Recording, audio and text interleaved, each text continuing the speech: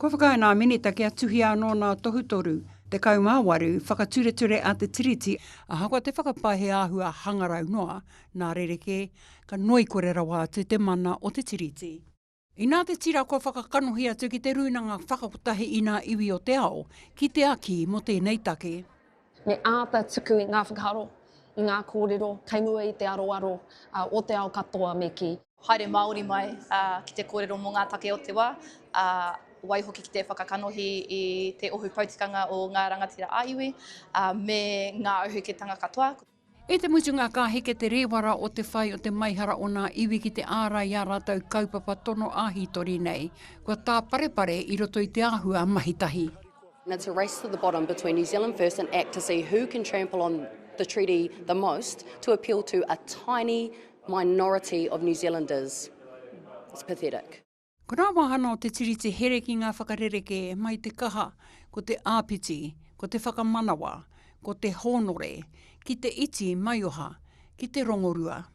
Kua roa mātou e rongo ana i te tāmitanga o te kāwanatanga, me a rātou patunga ture kuringia mātou, ko tēnei tetahi o ngā ara me ki te whaihua pai e ai ki wenei ture e nei tūmomo tāmitanga.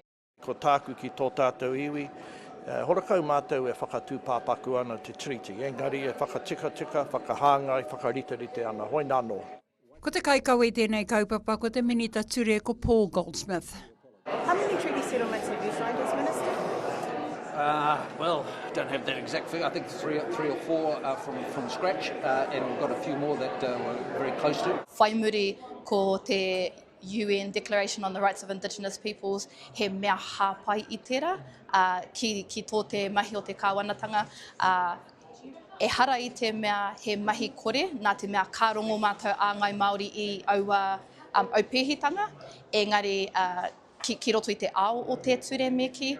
Aha kua ka hore nā whakarereke i te tango i nā tohutoru katoa o Te Tiriti, ka tino rereke te āhua ki te whakamana i nā tohutoru a whakatau au nei. Ko mātou a ngai Māori, ka u ki te tikanga, ka u ki te tiriti o Waitangi, ka mau i te manamotuake mo ake tonu atu. Engari, he hoha te kite i ngā momo mahi tōrangapu. He mahi tōrangapu noa pia, he mea kohi pōti me ki. Ko te whakatau a te kāwanatanga, he kaupapa hāngai whakapono tēnei waenga i te kāwana me te Māori. Hoi anō e kore te āhua ārero rua e horomihia e te Māori, ko te kaupapa nuike ko te whakatika i te taha whakawhanaunatanga, e whakahau ki ore nei i ngā here ki te Tiriti.